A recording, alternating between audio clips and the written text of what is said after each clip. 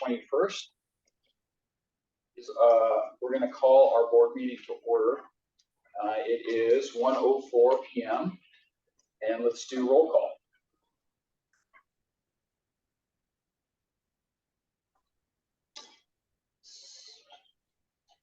While you're doing that, just safety purposes, there are doorways and exits both directions out here. The water fountain is straight to your left as you go out. The bathroom is a right and a left. Again, two exits. You can go either side to get to the outside. And if there's obviously a immediate emergency, please call 911. Thank you. All right, I am ready for the roll. Nancy Hendrickson. Here. Steve Fincher. Here. Eric Miller. Here. Dave Ritma. Seth Reister. Here. Ashton Here. Simpson. Oh, great, thank you. Lori Stegman. Emerald Bowe. Corky Collier. Here. Rochelle Altman. Here.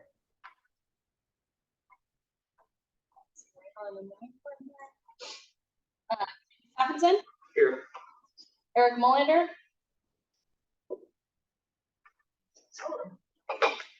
Eric, can you hear us? You're not on mute now, Eric. If you are, you may be having some audio issues. Brent Cartwright. Ed Washington. Bob Salinger. And Heather King. Here. And Mary Helen, I saw you joined while we were in the middle of roll. Yeah. Emily, I forgot to tell you that Bob said he had two different meetings and was going to be trying to toggle in and out. So Okay. my regrets for not informing you of that. No problem. Emerald did text a little while ago. Sorry, I'm here. Thanks, Mary Helen. Gotcha. Okay, well, we have a quorum. Thank you all for spending the time with us. First order of business is contemplation of our February minutes from the two meetings. We had February 7 and February 22nd, both special meetings. Those minutes are in your board packet. And hope you had a chance to take a look. If not, too late. I am open for a motion to approve the minutes if you are ready.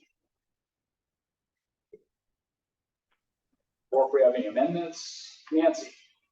I'll move to approve the minutes. We have a motion from Nancy to approve the February minutes from the two meetings I just cited. Do we have a second? I'll second. We have a second from Heather. Any discussion on the motion? Hearing none, all those in favor, please signify by saying aye. Aye. Aye. Any opposed? Okay, the motion carries unanimously. Thank you. Second order is an insurance review presentation from Marcus Pitts. Are we ready to go? Ready to go. Excellent. Things up front here. I did just receive a text from Bob Salinger. He is going to be unable to make it and expresses his regrets. So I'm going to be try and include everybody here, including online. I think you can see me from there. There we go. Thanks everybody for coming. It's great to be here. We appreciate that you are willing to take a little bit of time to talk about insurance. Get to know your program a little bit, and we put together a presentation that we give to clients from time to time to help remind the board members of how insurance works and how it works for you, and try and avoid some of the pitfalls that might put you outside of the insurance coverage as well. So we have a few slides to get through that. I find that the slides go fairly quickly, but it opens up questions, and those are encouraged. So you'll undoubtedly think of a few scenarios that you want to talk through. And this is the great part about this this presentation is going through those and just getting different scenarios and working through as a group, kind of a group discussion. So for anybody who doesn't know me, I'm part of Brown & Brown. We're your insurance broker. And we so we help procure insurance for you across all lines. insurance, auto insurance, crime, boiler, machinery, whatever you might have. Brown & Brown pulls the market together and helps offer those insurance products to you. And we can skip down to the next slide so I can introduce a couple other. On this slide, you'll see a couple other entities on the left there, SDAO. Think of them as it's Special Districts Association of Oregon. Think of them as your insurance carrier. So while we find the different markets and bring them to you, SDAO is the actual carrier that you have purchased to insure you on across a lot of different lines, that the auto, the liability, and property specifically.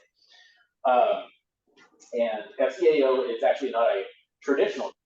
They are what's called an insurance pool. They're made up of memberships and people that contribute into that pool. There's over the state of Oregon, and the pool is governed by coverage documents that are specific to special districts. So it's kind of a nice program for you, and that is tailored toward the needs of special districts. And the SDIS is the third one on there, and they're a wing of SDAO. It's sort of the trust that holds the funds and helps distribute them and make sure that it's solvent. We'll talk a little bit about the services that we provide. Those include not just purchasing the insurance, but also coming out and doing trainings, safety trainings, getting involved and helping solve problems if you have claims. We'll be involved in the claims overseeing those.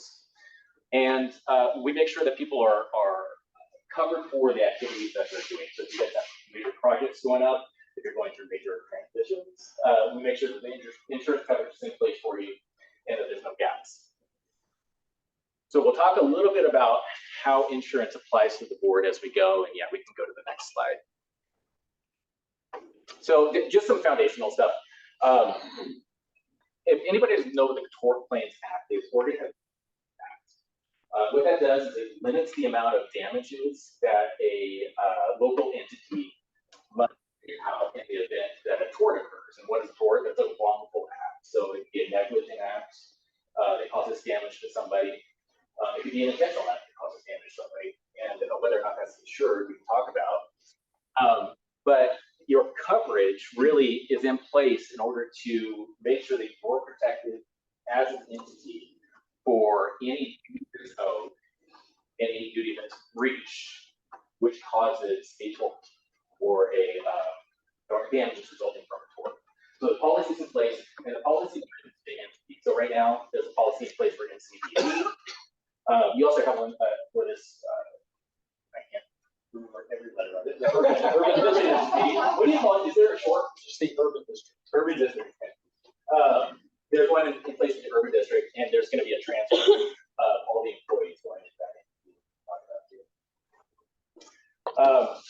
So if a duty is breached, you want to make sure that you have coverage in place. And the whole point of this conversation is making sure that not only the entity is covered, but that you and your actions are covered. Because as board members, you have an interest in what's going on too. And we want to be sure that you are falling in the coverage zone.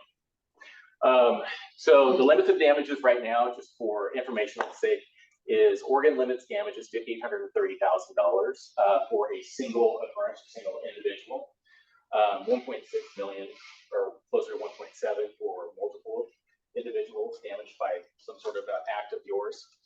Property damage is limited to $136,000 and $680 if there's multiple individuals involved. Go on to the next. Just a quick look at the types of duties that are owed. Right. Remember, if you're going to commit a tort, then there has to be a duty owed and a breach of that. So, what are those duties? Duties of care, duties of loyalty to the board and the board, acting in good faith, not profiting unfairly. This one's a big one. Avoiding conflict of interest. We see this come up from time to time. Duty of obedience to the board and compliance to the charter articles and bylaws. Those are some of the duties that you might see. What breaches do we see? What typical claims do we see? That'll be on the next slide. And those online said when you turn your back, it's hard to hear. So Okay. try to. We're staff over here, so feel free to turn your back. Yeah.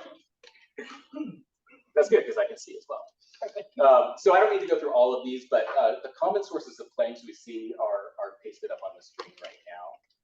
Often we see conflicts of interest claims or claims resulting from conflicts of interest. So I'd like to bold that and underline it. Libel or slander, that's another typical one that we see. Hopefully we don't see too many bribery or blackmail claims coming out of these types of intentional torts. And then your policy, of course, covers for any sort of injuries that might be suffered on the premises or in an automobile or anything like that. So we can skip to the next. So what we want to do, like I said, is make sure that you are covered in the activities that you're undertaking. How does the insurance policy apply? Again, the policy is coverage for the entity itself. And you, when you're acting in the course and scope of your duties under that entity, are covered within that umbrella. What we want to make sure, though, is that you're not stepping outside of the course and scope of your duties and losing that protection and losing that coverage. And by the way, the coverage on the liability side is $10 million, so it's pretty good coverage, and we want to make sure that you're within that $10 million umbrella. So your policy names participants. Who's a participant? That's the entity and any board, commission, governmental agency, subdivision, et cetera, qualifies as a participant if they are acting within the course and scope, and there's no other similar insurance in place that's conflicting with it. Still getting a little feedback about voting, or maybe standing closer to the mic. Thank you. Mic here. It's here. Okay. Thank you. Talk to the screen. Yeah. Thank you, Martha. So working within your coverage.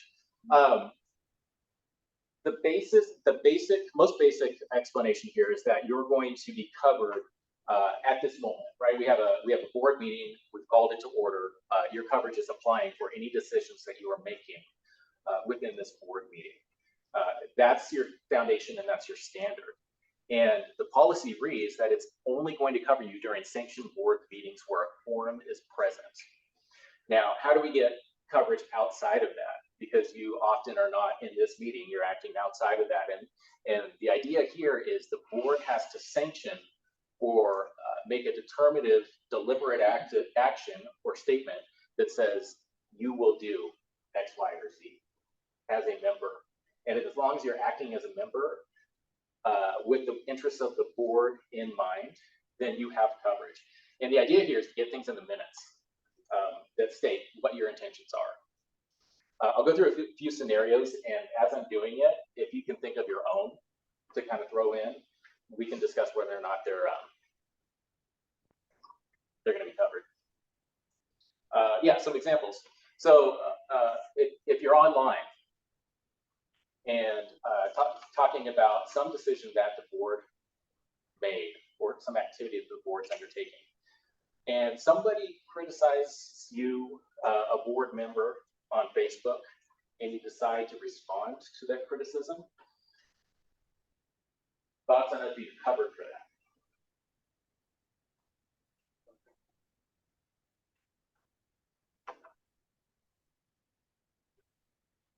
It's independent of whether it's a good idea to ever respond to it. Yeah, that's where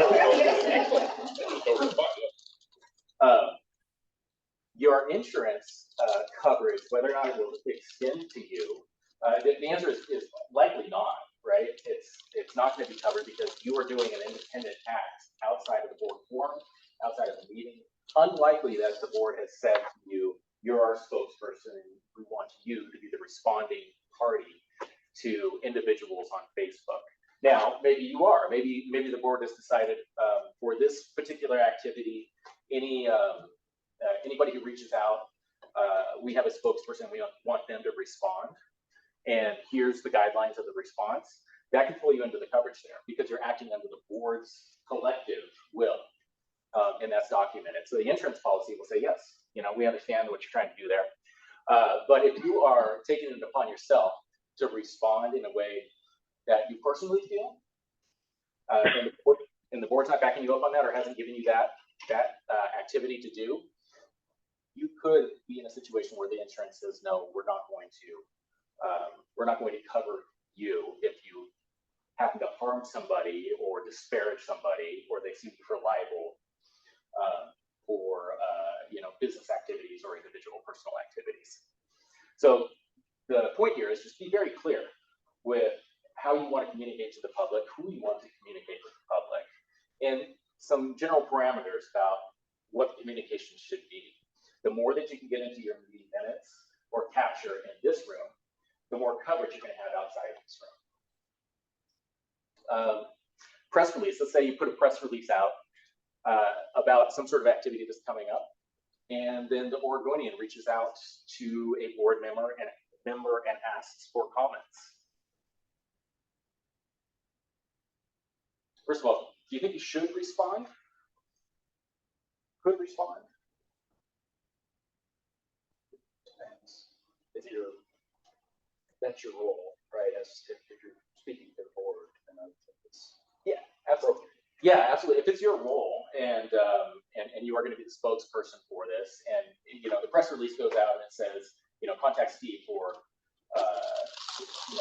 more information on it, and then you're working under that role, then yeah, you could absolutely have coverage.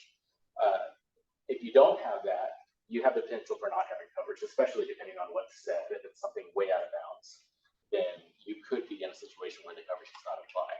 So something that we want you to think about is just being deliberate in how you want the communications to go out and who you want to put those communications forward. Kind of a separate scenario, an auto liability incident. Let's say you're attending a conference and you're involved in an auto accident.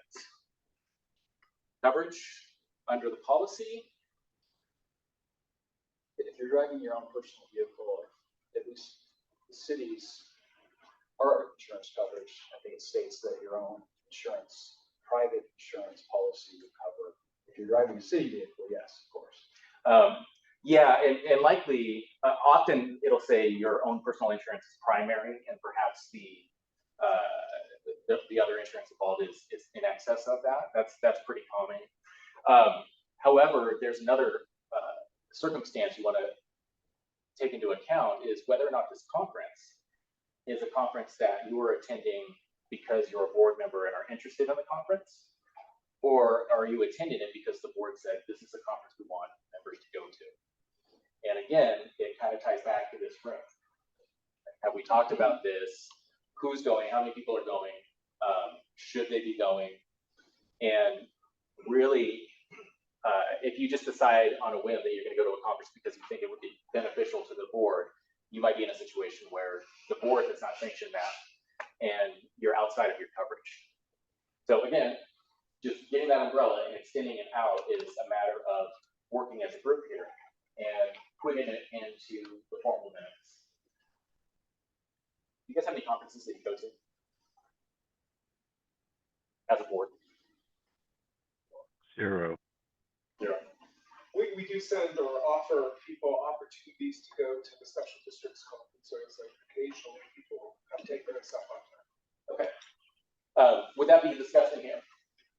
It would be a formal email that probably went out to staff, letting them know that this is available, and if folks wanted to attend, we would support their registration and so on. So there would be some documentation.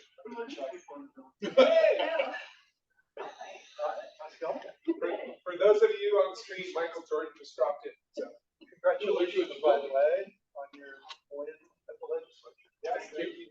Great work. Nice to see you, Michael. Good. Former chair. Oh, great. Yeah, incorporating that into the minutes or incorporating that somehow in the more documentation that you have that the board is behind the conference and even the individuals going to it, the better your coverage is going to be. This next one is a couple different ways to look at this. Ethics violation. Let's say somebody's accused of creating a public policy for their own benefit or enrichment. Coverage under the policy here. First of all, let's take it as an entity. UFSWQD or UFSWQD has coverage, right? If a claim is made against it, or they're included in a claim against an individual, but the question is the individual covered? This could be. Hope so. This could be a maybe too. right? So if the individual accused of the ethics violation has essentially acted in good faith, right? Fulfilled their duties. Have they fully disclosed any conflicts of interest? It's going to be very fact specific for the individual. Did they do something intentional that might push them outside of the coverage? So you'll go through ethics training, I'm sure, at the board. I don't know if you haven't yet, you likely will. Making sure that you're following those ethics training guidelines is going to be the difference between whether or not there's that full $10 million coverage for the liability associated with that or not. Now, there's one sublimit that I want to talk about a little bit too, and that's on the next slide.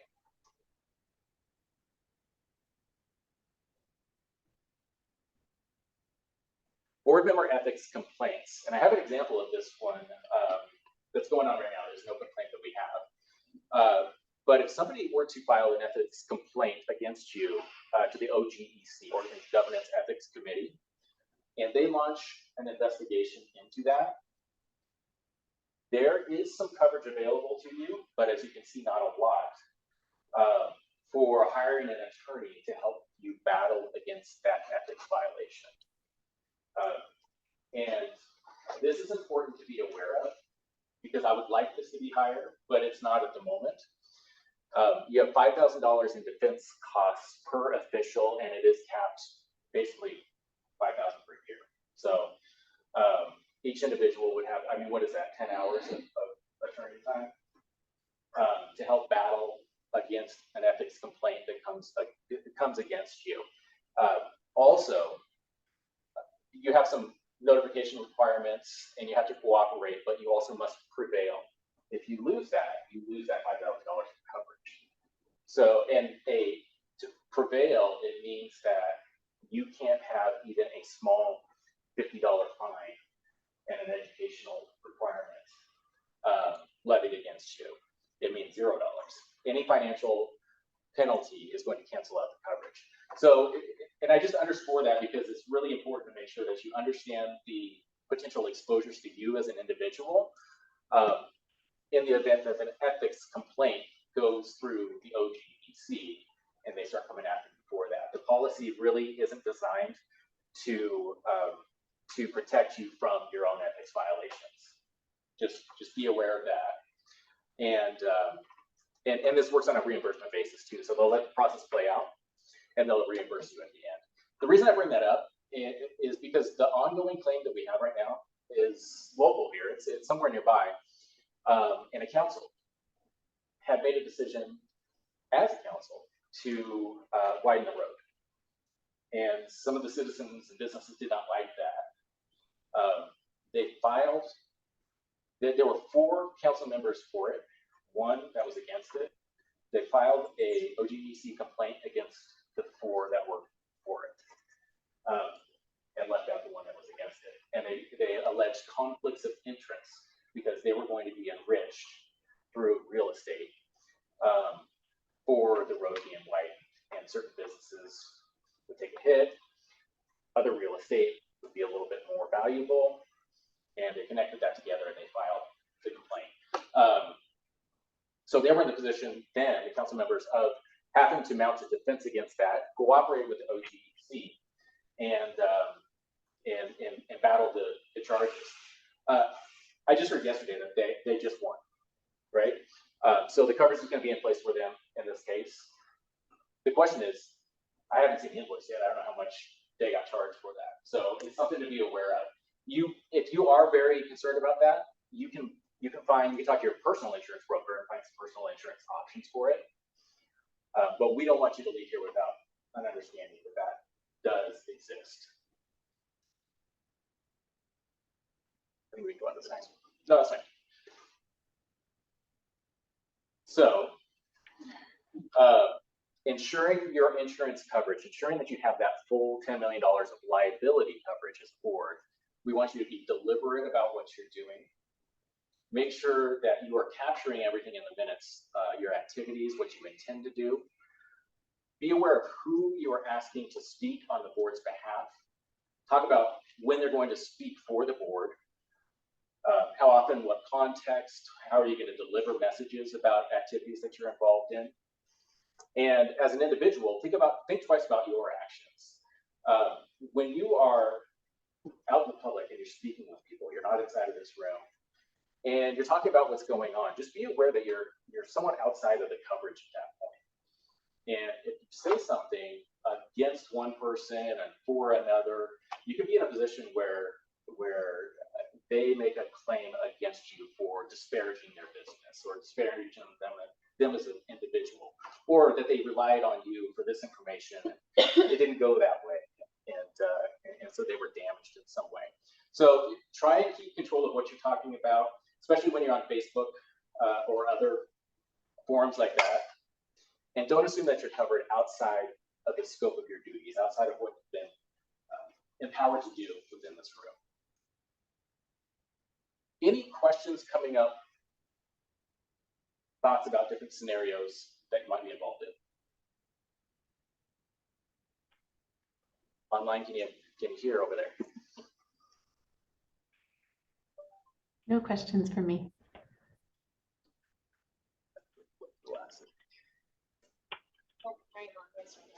Go ahead, Marion. Okay, my screen kind of went blank. I guess my question is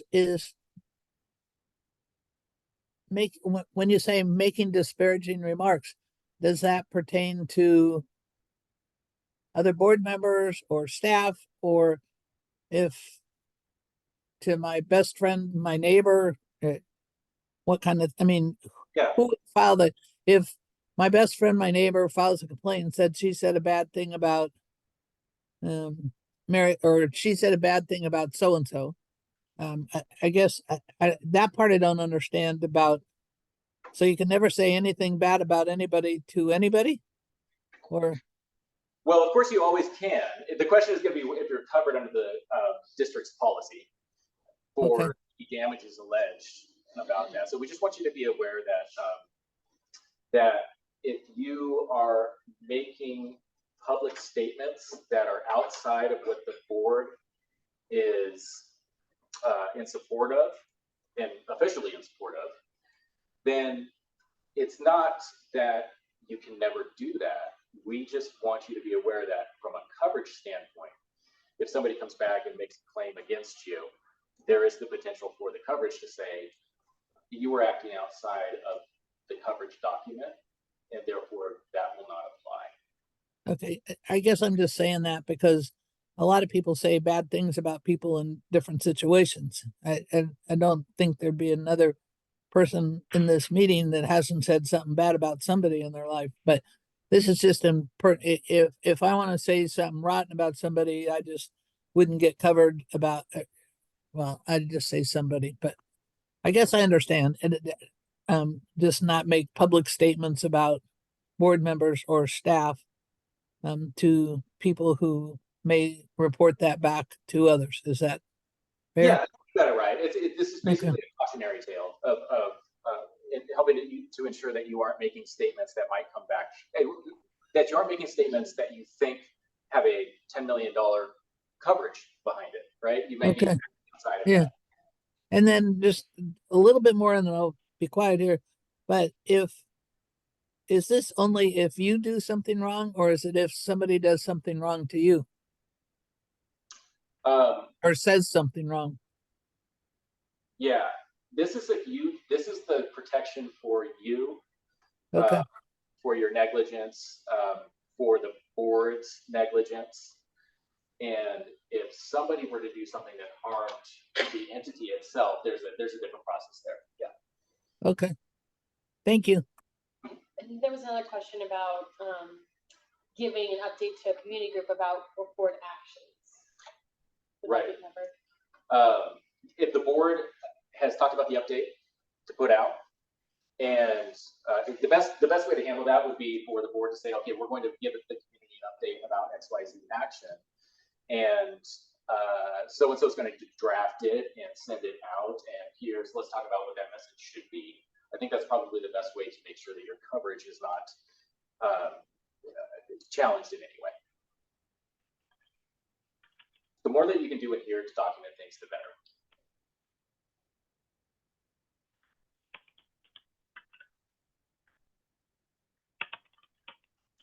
All right. Well, if questions come up, let me know. You have my email address. You can pass it along. Feel free to call or email. Roundabout, we try and get out to you from time to time and say hello, so we have some good contact with you. Thank you for your time. All right. Thank you, Marcus. Explanations. That was very helpful. Thank you very much. Moving on now, let's go to the staffing forecast and Lori Baker.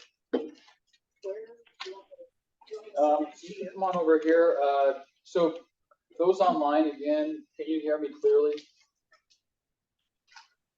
Give me a thumbs up. Now I can. When there were questions were being asked, it was kind of difficult, but I can hear you okay. Thank you, Mary Helen. We're gonna have Lori move over here because I think this is the easiest spot to project from.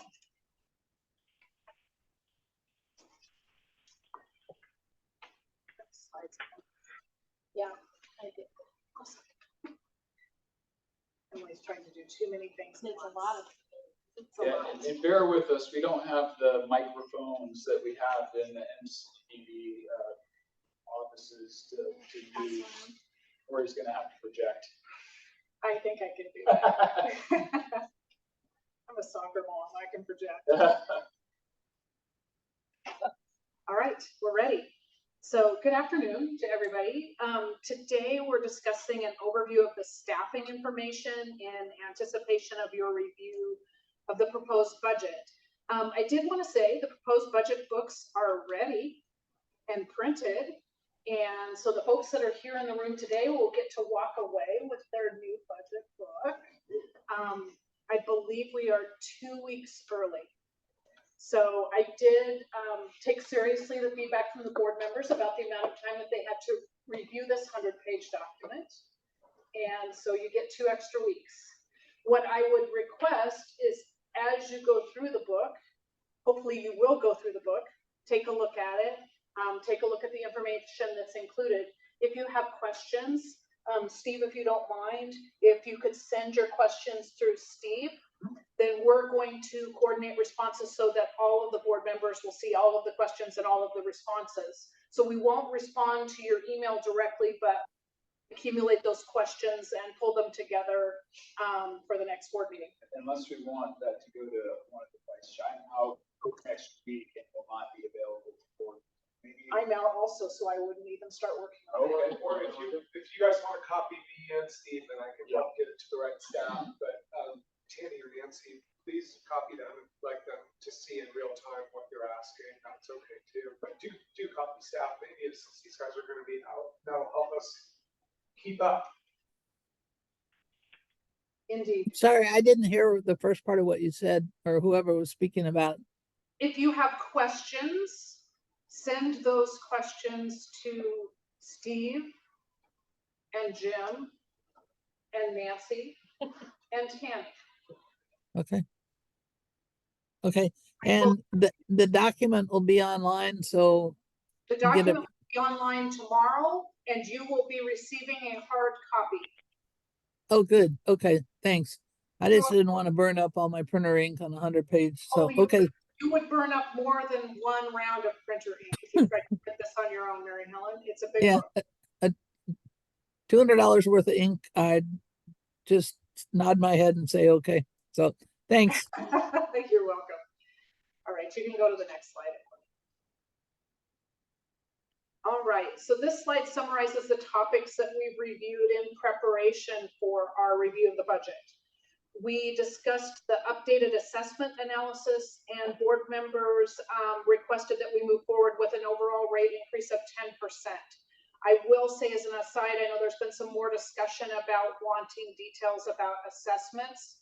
We're working on the next round of estimates. So now that we've got a budget book put together, those cost categories do impact the calculation of the allocation of the assessment.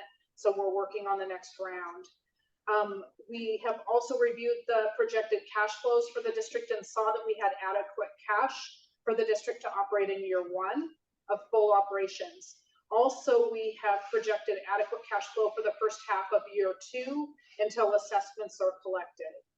We have, at the last meeting, evaluated the options for the new responsibilities, including investment in the environment and cultural history, as well as equity. Today, we're going to look at the staffing forecasts and assumptions. Next slide. So our staff are the key to our successful operations, and as such, they make up 60% of the district's operating budget. They're a big part of it. Our projected employer taxes and employee benefits are projected to cost 59% of the salaries for the upcoming year. You'll see much of the cost is for the Oregon PERS retirement plan, but I will go through those details on another slide. And at last but not least, the continuity of our staff is really key to our success as a district. So it's important that we remain competitive with our salaries and benefits, and that we give our staff a really good place to work so that they want to stay here, the great work that they're doing. Next slide, please. All right, so this slide shows the comparison of the current budgeted levels of staffing that we have in 23-24 to the staffing that's projected for the consolidated urban district. In operations, we're adding resources for the core services of the district with a pump specialist and an additional manager for the operations team. Engineering is adding an asset management specialist, so those are all requests that are in the proposed budget. In administration, you can see the addition of the IT manager that was included in the operating forecast. And then one of the 2 FTEs of legal is being moved to fully funding by the general obligation bond fund due to the focus of the position on real estate transactions. If you recall, both of those positions are open currently, and the board advised that we leave those positions open so that the permanent board could take a look at the structure. The FTEs are in the budget so that when the permanent board takes a look at that, they'll have the money to consider those positions. So we do recommend leaving those positions in the budget even though they are open. All right, next slide, please. Okay, so here you can see that we are including a cost of living adjustment of 4% and a merit increase of 2%.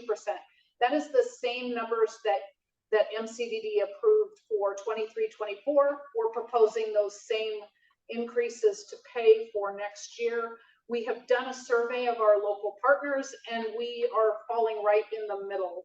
So we had a few partners that are doing cost of living at 3% instead of 4%, but quite a few more that are increasing employee compensation between 7 and 8%. So we're kind of right in the middle of what people are doing. Lori, did you see the question in the chat about how many vacant FTEs there are in the current fiscal year? No, I did not see that question. That question just came up. I think there are still 3. 2, 3. Yes. 3. 4, but shortly to be 3. Right. Hear that, Eric?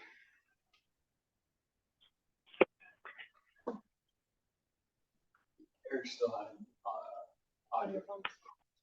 Okay, I will keep going. So this chart shows the breakdown of taxes and benefits for the district employees. Employer taxes like Social Security and Medicare are 9% of salaries. Benefits such as medical and dental insurance are 19% of salaries, and our retirement benefits under the Oregon PERS plan are funded at an average of 31%. Next slide, please. So this slide shows the recent history of PERS rates for our district employees. The orange line reflects the funding rate for our Tier 1 and Tier 2 employees. Those are employees that have been in the Oregon PERS system for a matter of years. The green line represents the employees that are covered by the more recently offered OPSERP plan. That's the majority of our employees are newer to the PERS system, so they're in the OPSERP plan, which has lower retirement benefit levels in Tier 1 and 2, and thus lower percentage cost to fund those benefits. All employees have the 6% individual account funded in the plan. The rates have been trending up each biennium under the plan, and we anticipate another rate increase in the upcoming biennium. This upcoming year is the second year in the biennium, so we know what the rates will be for this upcoming year. Next slide, please. So the key takeaways from this overview are that we're investing in operations with 2 new employees, as well as adding support in engineering. We're also adding that IT manager that was included in our forecast discussions. In future years, we have potential general fund savings through transfers of funds for staff working on geo bond projects. We know there's that potential savings out there.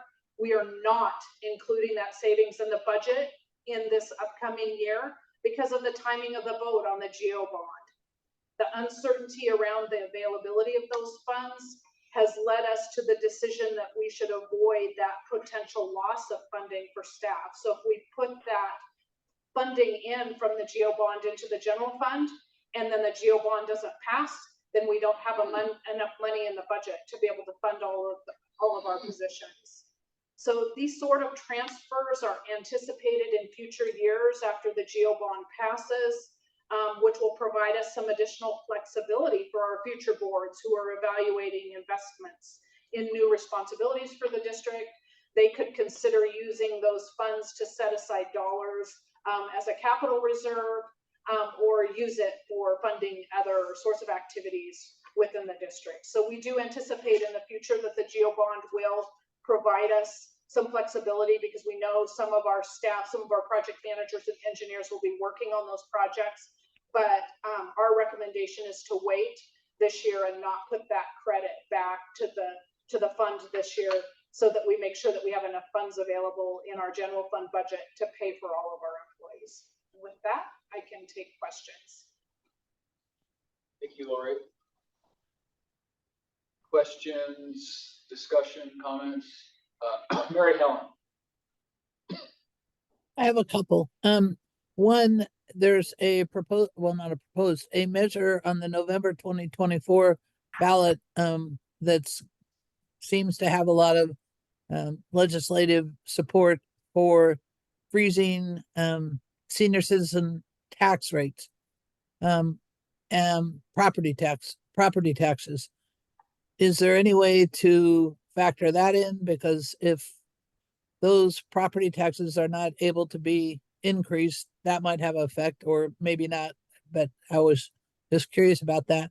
And then my other question is, when you're saying staffing levels, does that include what's spent on contractors that do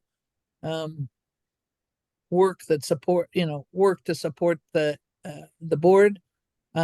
One is that I have had a question about is web support that we are charged on that I see on the report that Angel gives us, Burns and West for work. And then do we still have a contract with Phoenix Technology? And then we're adding an IT manager. How does that all factor into the future budget? It seems to me it would be increased, but I don't know. Your wisdom is best on this. Okay, let me take each one of those. We don't have any operational funding that comes from property tax. We have property assessments, but not property tax. So our operating staff will not be impacted by that measure that you're. Okay, but if my property taxes are frozen, then the amount, or and the assessed value of my land, you're saying is not based on the property taxes? Your assessments are not based upon assessed value or property taxes levied on your property. Your assessments are separate. Your flood district charges are not based on a property tax. So they're based on a property assessment, which is different, and therefore the measure you discussed won't impact our ability to continue to get full recovery of our assessment charges. I haven't read that measure, so I don't know if it's some sort of adjustment to compression or what it is, but I don't believe that will impact us, and there's no way for me to be able to factor that in. Okay. Contractors are not included in salaries and benefits. We have consulting fees in materials and services that would cover companies such as Kearns and West. So contractors are not included in the salaries and benefits information that we just shared. And then our agreement with Phoenix expires June 30th. And so we are taking a look at all of the services that are provided under that agreement and making some decisions about what to continue with. The IT manager is really going to give us a more strategic look at this data security, at the systems that we need to operate, getting our network up to par because we're out of space on our network, making sure that people have the tools to be able to operate effectively within the organization. Having someone internal to be making those strategic decisions and helping us with data security policies and kind of high level management of this is really, really important at this point as we grow as a district, because we haven't had anybody on board on our staff that knows that high level information. And so we're having a hard time making decisions on recommendations from a consultant to profits from the recommendations that we're making. We don't know how to make decisions on that. So having that high level support within district staff is going to make our data more secure, help us with records management, and help us going forward. So we anticipate that we'll need some kind of help desk support because one person can't support 40 people that are having problems with their computers. But we do anticipate that there will be some improvements in our IT structure having an individual on board. Okay, thanks. You're welcome. Follow up on that, Sure. because I had a similar thought, I think, to what Mary Helen was asking me too. First of all, the staffing looks great to me. I love the fact that we're putting that most of the increase in staffing is on the operations side. You know, that's an easy sell to people throughout the district. But I had the same question was, and I'm jumping ahead, assuming that we get the bond measure, assuming that the new board is in place and everything is hunky-dory come February. Yes. At that point in time, do we anticipate that we're going to be rolling back on some of the consulting contracts that we've got? We're just going to start to see some savings, eventually into the next, not this coming budget year, but the year after that. I think in 25, 26, we're going to have a much better handle on that. I mean, I assume that's the from the case. consulting end, we still have quite a bit of money in here for legal, outside counsel as well as inside counsel, and we know that that need Right. is going to shift as we get things settled with the transition. We know that we're going to have those credits from the GEO bond on the existing staff that are sitting in the general fund. So I do think there's going to be some areas of savings or some areas where the board can really regroup and identify where they want to focus those dollars. We've had some board members having some concerns about those new responsibilities, and gee, you've only set aside $500,000 and we've got environmental work to do. We've got cultural history. How are we going to really do everything that we need to do? I think there will be some opportunities for our permanent board to make some shifts from those savings to those other new areas as well. So I really anticipate that as we start, as Colin leads us into our strategic planning, that we're going to start to really work with our board members and identify some of those critical areas. And I view this positively, like it's going to give us some flexibility to be able to have some funds to spend in those areas that we want to spend in. Thank you. Yep. Other questions? Was there anything more in the chat? No. Okay. Want to give everyone the opportunity. I'm not seeing anything right now, but if you have a question, raise your hand, please. Seth? Yeah, I just add a general comment.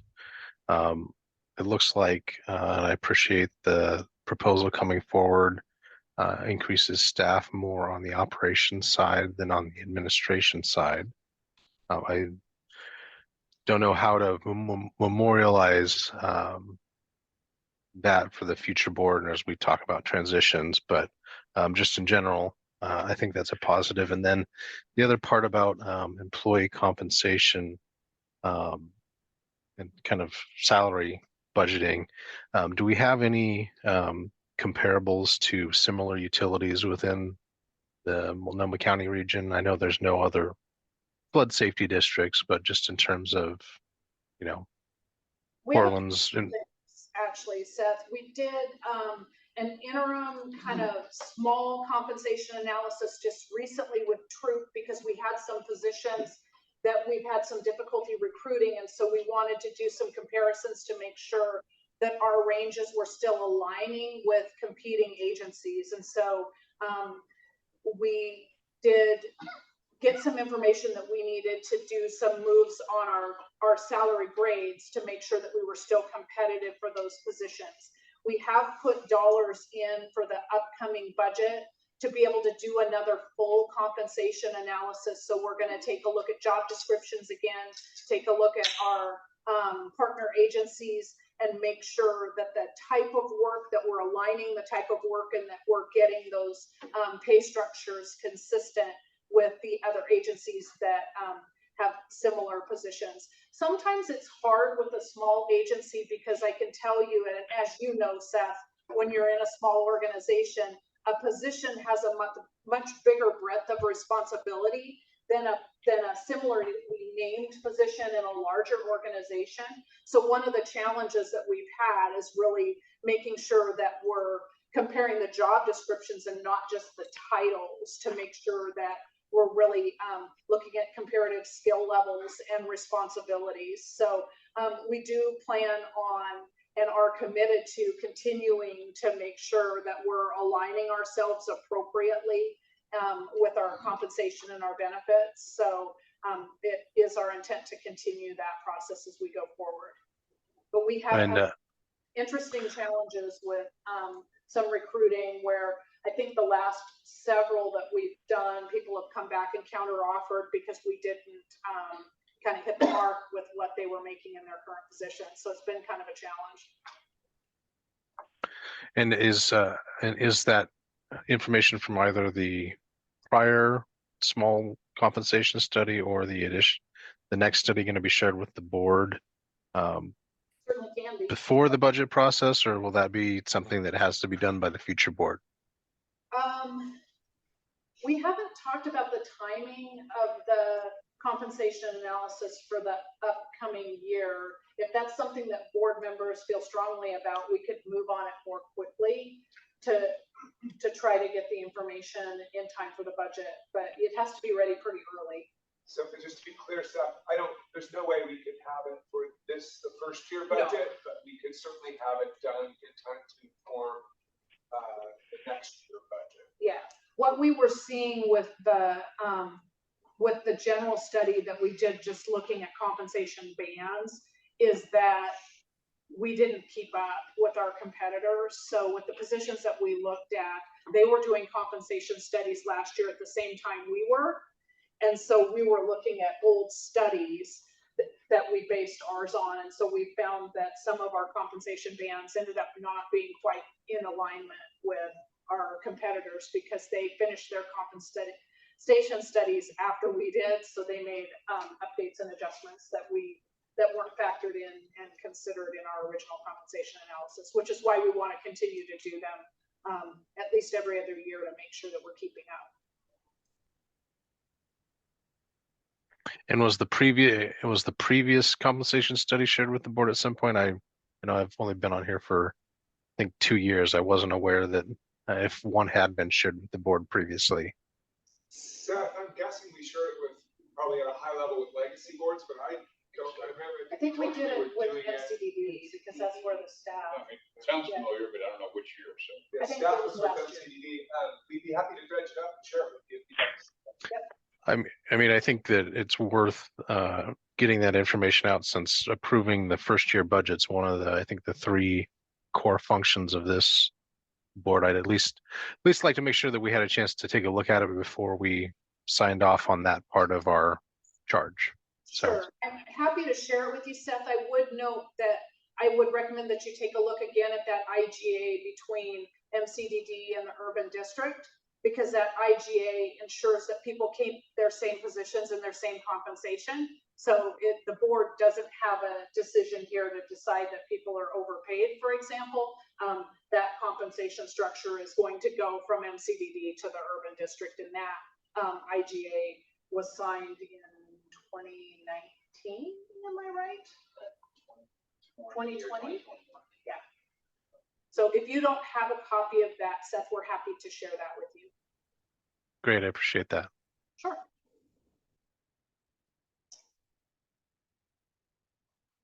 Other questions? Mary Ellen? If you could tell me where I could find that information or share the same thing that you're going to share with Seth, that would be helpful. Sure. Happy to do it.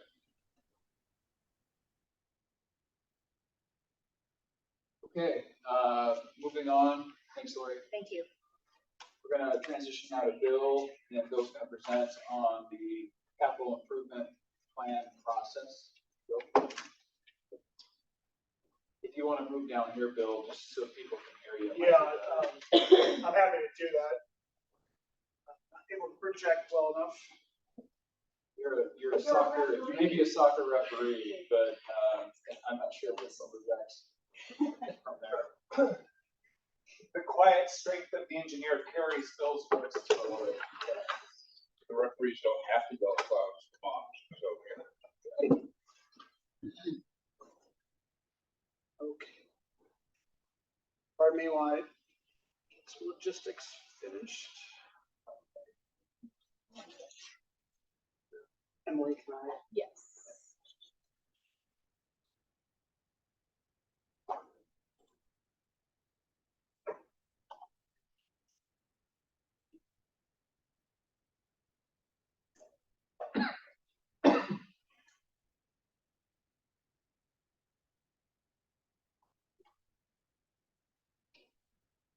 Okay. Again, Bill Owen, I'm the chief engineer of the district, and thanks for having me here today.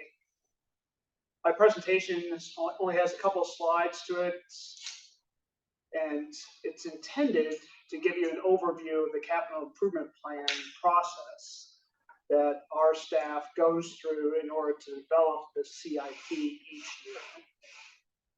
I haven't provided the CIP to you today. That will come at your April 18th meeting, materials prior to that. At that time, we'll have a chance to talk about the contents of that material, and then I believe the intent is to have a vote, consideration for vote in the following meeting. So there won't be a requirement or request to vote the same day. You'll have a little more time, certainly, to provide some feedback. So, but today I'm just walking through some of the process that staff uses to get to that point. And I apologize for some of the representatives from the drainage districts here today. Some of this will be repetitive for you. So just a quick overview of what a capital improvement plan is for those who are not familiar. It's an opportunity for staff to identify capital investments that are needed to solve problems. In particular, we do that in a way to maximize the useful life of those assets.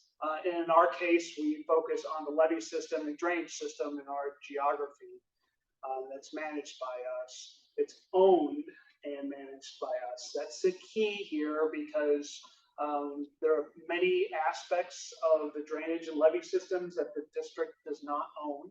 And so you will not find those items on the stick. So those come in a different part of the budget that we work with Lori and the finance team to make sure those are addressed. So how does staff use this information? In a couple of different ways. One, so just alluded to, there's some coordination done with finance to make sure the first year projections for the CIP needs are represented in the annual budget. And indeed that happened this year. And so the numbers that you will see in paper later today and then on and digitally tomorrow, those have been coordinated between among staff. There's also a 5-year forecast of capital investments.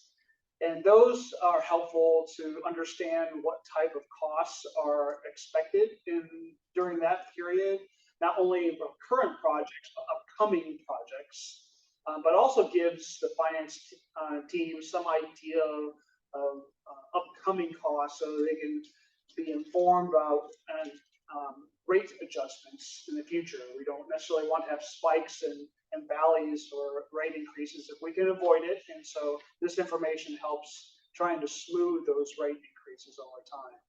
And finally, there's a 10-year forecast with less detail, but yet some information in there to identify what some of the capital projects are in the long term.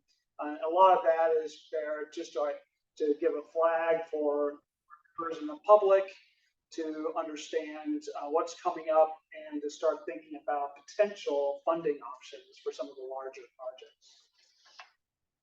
So let me take you through a couple steps of what we do internally to get to a final CIP that you'll see next time. Sorry, on the 18th, not next time. There's a 5-step process that we use. The first one is just to identify what the potential projects are. This is not something that just is dreamed up in my head or somebody else's head. We do require it going through a vetting process. Typically, those are engineering assessments. I have a couple of examples in the slide related to our levy engineering assessments that were done in 2015, 2016 time.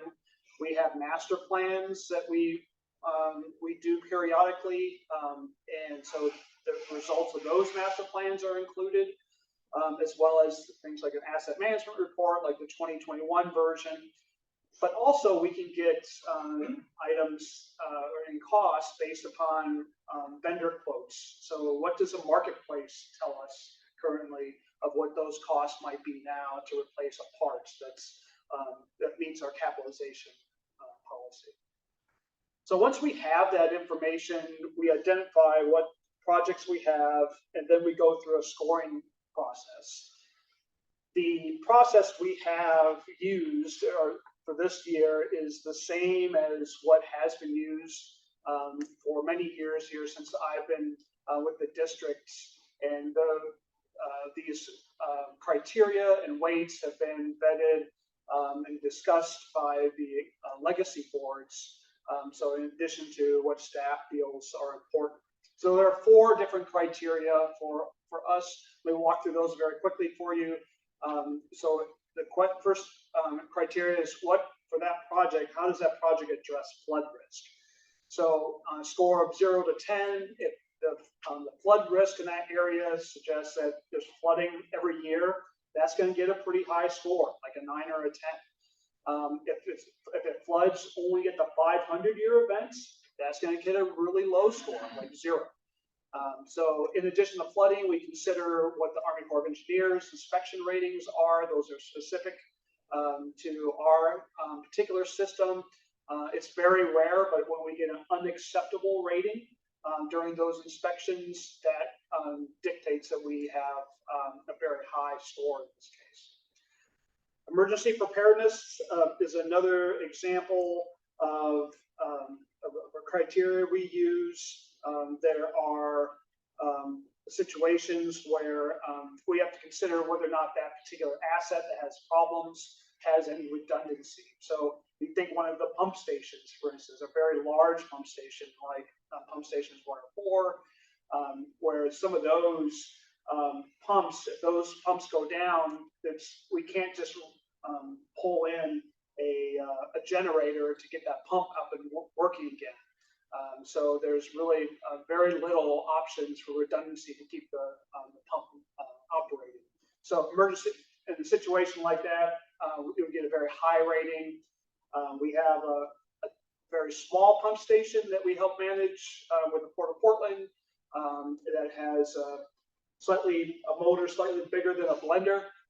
and that has many options just locally and even in-house to make sure drainage can keep going. So that would get a very low emergency preparedness score.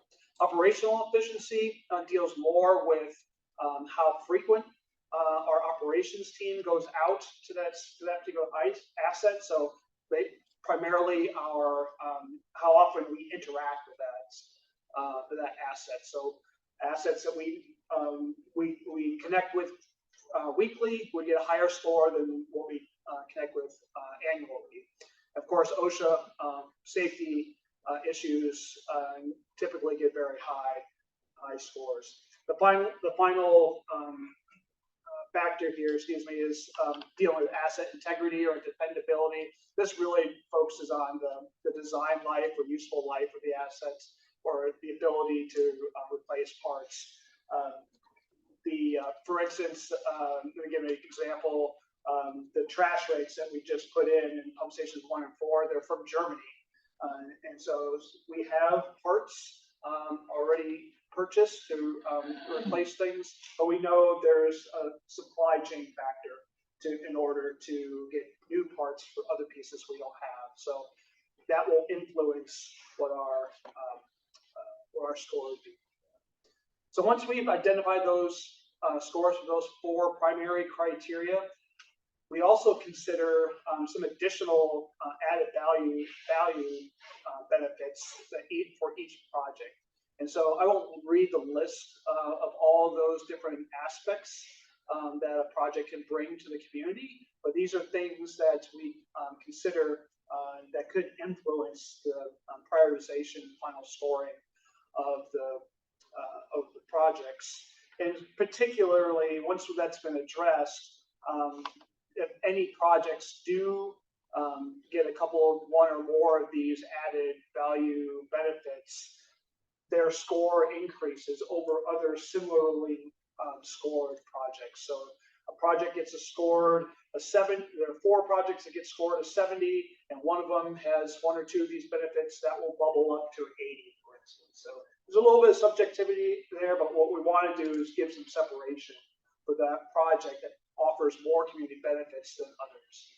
I've highlighted 2 items here regarding partner financial support or regulatory compliance. If a project has either of those attributes, those projects get elevated to the top. So let me walk through what a typical scheduled project or scheduled CIP looks like. The text here is super small. You have an example in your handouts, but I'm afraid the text there is maybe even smaller. So unless it's you have a digital version, you may not be able to go in too deeply here.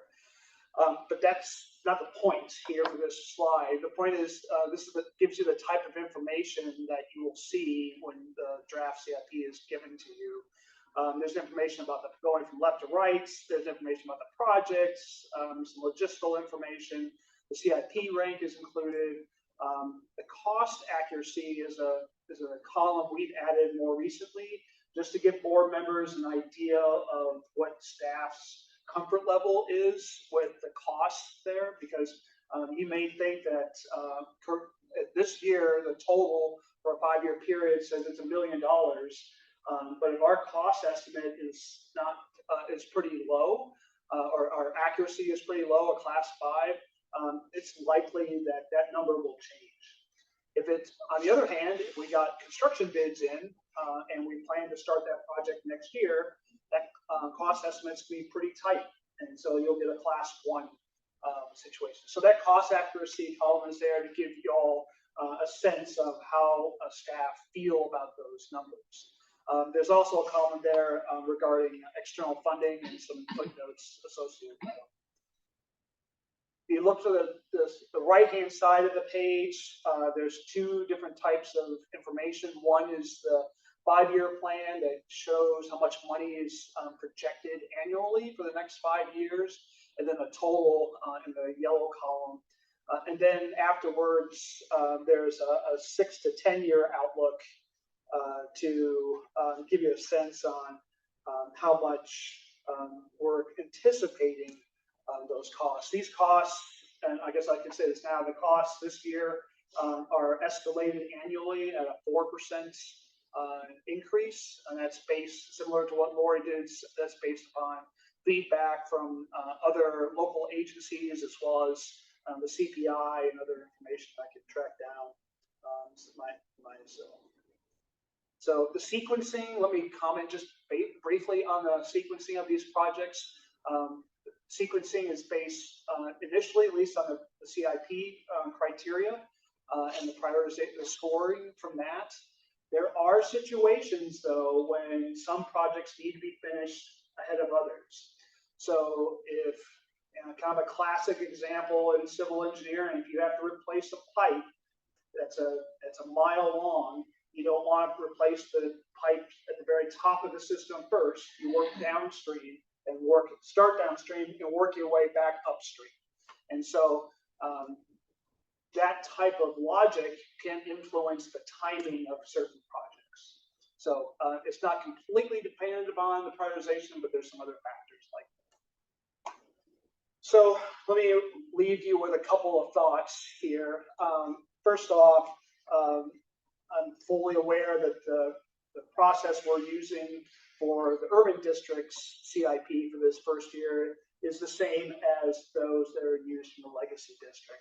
There was some uncertainty at the time when this work was going on whether the legacy districts would continue on or the urban district would start. So we defaulted to what Penn 1, Penn 2, SDIC, MCD do currently, but I know that the CIP process has to be revisited because we have different purposes in our ORS 550, and those need to be addressed in our scoring efforts. One thing that I know is a shortcoming of this process is this scoring process focuses primarily on construction projects. It doesn't account for things like we have to buy a new network server, or we have to purchase a truck, or some other features like that. There's the criteria is not set up to handle those types of goods, if you will, nor is it currently set up to support investments for land acquisition, for instance. So ideally, I'd love to get to a point where we have a common set of criteria that can handle all of those types of investments, but that's currently not the case. So I know that's something we're going to be looking at into the future. Hopefully very near future. You can see the third bullet, there's additional planning efforts going on. Of course, the watershed plan will be starting next year. That'll be finished in 3 years. A facilities master plan you'll see is being proposed to start next year. I hope that's a 2-year process and not less. Then finally, there is an intent of staff to bring a proposal to, at least certainly to the board this time next year, excuse me, to start an effort to reach out to the community and board interaction, figure out what our levels of service are for all of these assets. And that if we're able to identify what the community feels is the right level of flood risk they're comfortable funding, then we have a better handle on how frequently the assets need to be replaced. So those are the type of things I'm thinking about moving forward. And that is my last slide. So if there are any questions, I'm happy to answer those. Thank you, Bill. Questions, comments? I know before I get to you, Mary Ellen, I'll just mention we go through very similar processes at the city for identifying, prioritizing, scoring projects.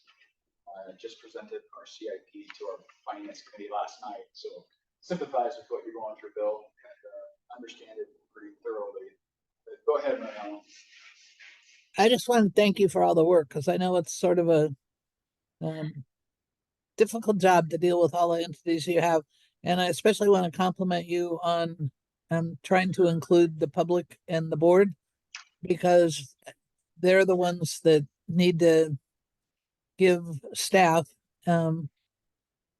advice on what's important to them and not have persuasive comments made when they say 100-year flood, they think 100 years. So being able to explain all of those things and how we come to decide what to do and why some things don't get done is very valuable to the community. So thank you very much for that. You're welcome. Thanks for the comment. Stunned everyone into complete silence. So, as usual. Well, I would just say Bill's a terrific leader on this. We have planners, finance, we have others who help. Operations has a huge hand in helping identify these projects and participate in scoring as well. So Bill is the esteemed leader, but there is a team effort behind it. It informed the following work. And all those things are informed by separate studies by professional engineers and so on. So we have a lot of work to do. We're excited to get started on it. Okay. You think of anything later? I'm sure Bill's happy to answer your question. I guess to put this in context, we wanted to present to you today the process because not next meeting, the meeting after, you'll be getting a presentation on the capital improvement program. We wanted you to have a little grounding in the process before you saw the projects. Excellent. So, thank you. Okay, we'll transition now to, I'm going to turn it over to Jim to talk about transition updates. This is maybe a bit of a catch-all category for updates. Yeah.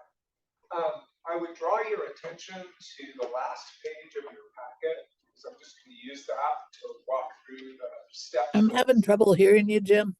And Bill's slides still on the board. Yeah. Yeah. I'm trying to- Jim, you want to come down here? Sure. Take the hot seat. Take the hot seat.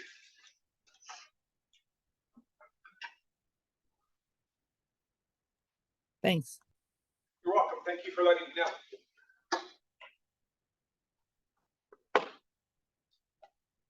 I believe Emily's going to pull it up. First of all, thank you for your participation today.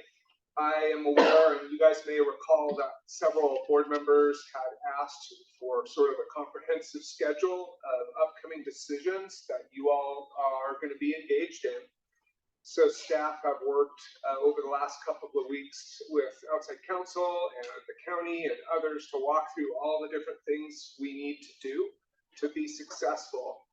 We put this together in draft and we met with Nancy, Tanny, and Steve to walk through that before putting it in your board packet. We got a little bit of feedback, but your leaders asked us to present this to you guys to get some additional feedback.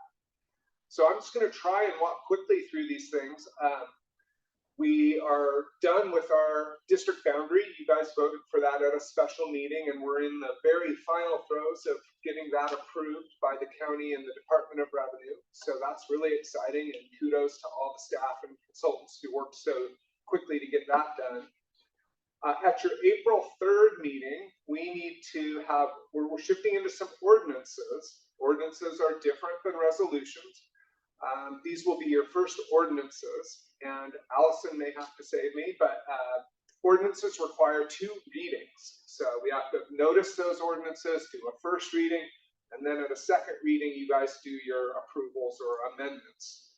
So on April 3rd, you'll be doing the first reading of the MCDD development review fee methodology, and we're asking for the board to approve the transfer of that methodology to the urban district. That methodology is currently applied across all of the districts. So it's status quo being shifted over to the new district. Also on April 3rd, we'll do the first reading of an ordinance that applies the MCDD SDIC methodology to assessments. I'm aware that there are several questions from a variety of board members about potential cost impacts related to that methodology switch. So I wanted to let you know that staff, now that the budget is drafted and proposed to you, we've gone through line by line in that budget and attributed the various spending in that proposed budget to the cost drivers in the methodology. And we have shared that allocation of costs with our outside consultants who are going to run a compression analysis. Due to spring break, that won't be available to you. The Analysis will not be ready until your second reading, and so we'll have some cost impact assessment information for you at that second reading. Staff is also working on developing some web content, a special phone line, an email address, and some other communication tools during this first year of transition where there may be more questions about rates. So we'll be bringing some content to you well before the bills go out so that we're prepared to take incoming questions from community members who may have questions about a change in their bill. On April 18th, you'll vote on the development review methodology. Again, that'll be that second reading. And we're also recommending that you vote on the assessment methodology and also the flood safety benefit fee, which I forgot to mention. The first reading of that will be April 3rd. Again, it's the same benefit fee that was approved by the legislature. It's capped. It's the amount that's in your proposed budget. So we're hoping it's relatively straightforward. We wanted to note that sometime this spring, we're looking forward to working with the board to scope and begin the procurement of the revenue study task force that the board asked us to fund for next fiscal year. And we're excited to try and kick that off as close to the beginning of the fiscal year as possible. So we'd like your help scoping that. We're doing a little work as a staff to bring you some thoughts. On April 18th, you'll get your formal presentation of the proposed budget. And as Lori mentioned earlier, there are hard copies available to you who are here today. And the staff will be reaching out to you to get you hard copies in the next couple of days. And an electronic version will be emailed to you and posted on the website tomorrow. Where am I? May 1st. Time's flying. You'll have your TSCC hearing on the proposed bond. Again, the TSCC will submit questions in advance, and staff will work with the board leadership to prepare answers to those questions and assign them to different board members. It's really a colloquy. It's not a give and take. On May 1st, also, we'll seek budget approval of the proposed budget that we're handing to you today. And on May 1st, we're also, at the direction of the leadership of the board, going to have our first discussion and hopefully vote on a call for dissolution. You also need to do some administrative work in improving the existing employee benefit plan, our 457 plan, 125 plan, HRAs, and the PERS transfer. So this is consistent with the MOU you've adopted with MCDD to transfer the staff and everybody who's employed by MCDD. No changes recommended in those transitions, just the status quo moving from MCDD over to the urban district so you can sustain your staff. Once you've approved the budget, we have to submit it to the TSCC by May 5th. If the bond is going to pass, you'll need to approve a debt distribution. Now, debt distribution plan is different debt. Only MCDD has debt.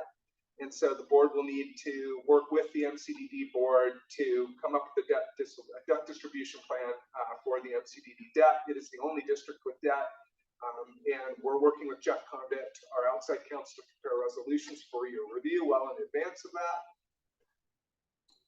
Where am I? May 21st is the election day. We'll get some results, I hope, not too long after that about the voters' determination on the general obligation bond. We have our TSCC budget hearing on June 5th, and that will be on your approved budget. On June 5th, if the bond is approved by voters, we'll ask you to resolve to allow us to issue some debt, which is required before we can access those bond funds. We believe that if everything goes as planned, the last meeting of the legacy boards will be on June 18th, and we're working on an event related to that. On June 20th, you'll need, after the TSCC has completed its review of your approved budget, you'll need to adopt the year one budget. And on June 20th, we're also asking you to issue a decision to call for the board election of the regular board of the urban district for the November election. And then on July 1st, all of the dissolution and transfer assessments and liabilities would move to the urban district. On July 18th, you'll have to do a notice of the district board election, and that's a vote, and that puts in process the ability of people to run for the regular board in the November election. And we had talked with a few of the legacy boards about some interest in sending a notice to landowners on the managed floodplain about the transition to the new district. So staff is open to doing that. It's a nice thing to do. It's not required, but again, might be helpful for people to know. that they're gonna have a new proper noun sending them a bill.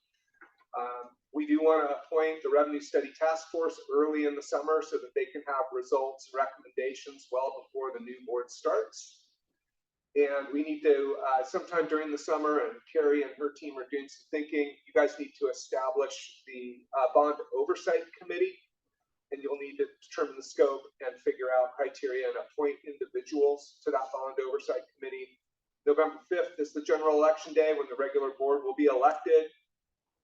In December, we plan a joint meeting with the interim board and the elected and appointed board. And then in January, we move to the regular district board of directors. So that's what's in store.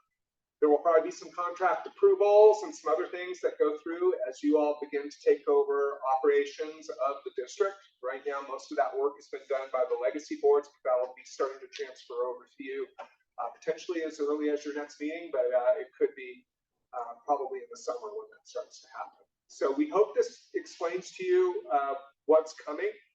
We are working really hard to have all the draft resolutions and ordinances prepared well in advance for your review. And we're really excited because while this seems like a lot, most of it really is moving the status quo over to the new district outside of the budget.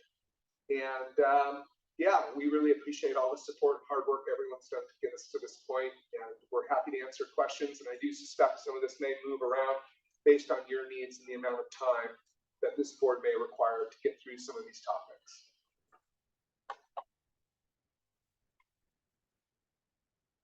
Thanks, Jim. Nancy. I just like to say I'm really excited about that piece of paper because it's oh right. Okay, I'm gonna talk to the microphone. Why don't you just come stand right in front of the TV? I don't know about that.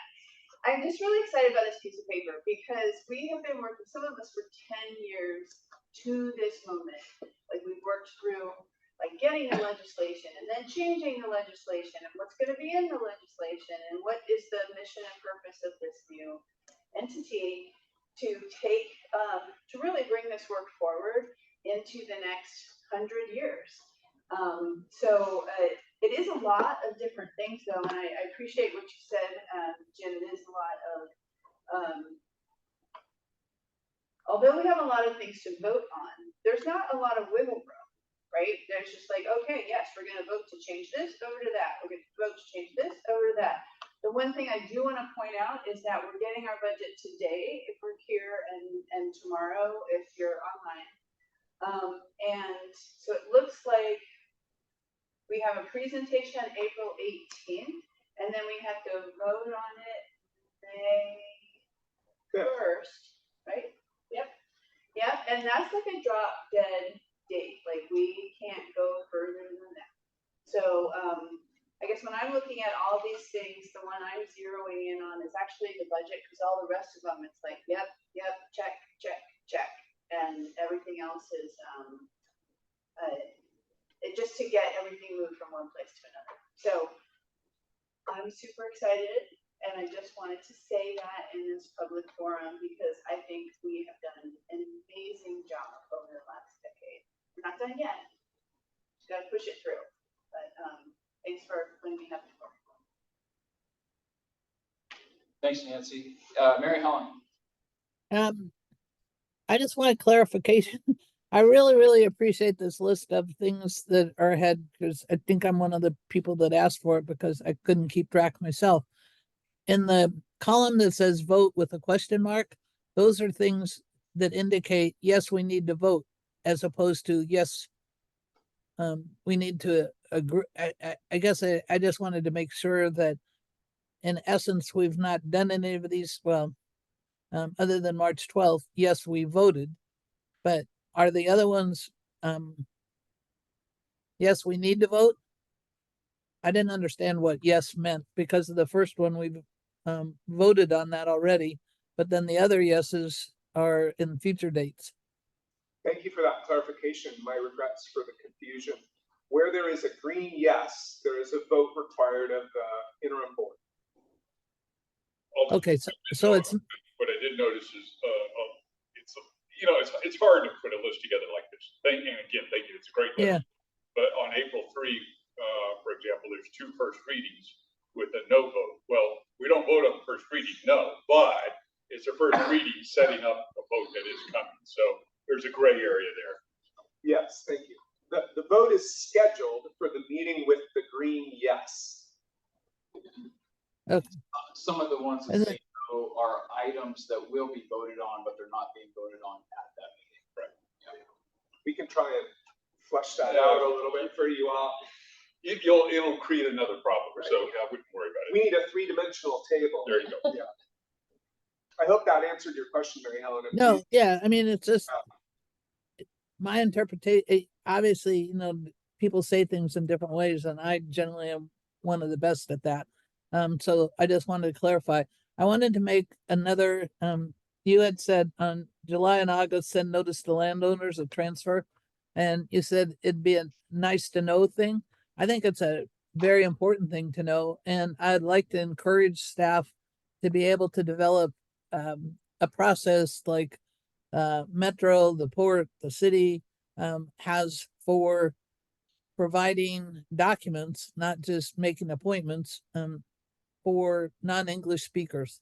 So that those things are, you can go to any number of websites. I mean, the ports, I was just looking at their CAC committee, and you can click on a drop-down menu and get actual documents printed in the language that you want. I think they have like 5, I mean, maybe Emerald can tell me, but at least 4 or 5 languages there that provide access to non-English speakers. And I think that's very important because there's a very big population, and we want to make sure that we fulfill our equity goal to represent to provide information for underrepresented groups.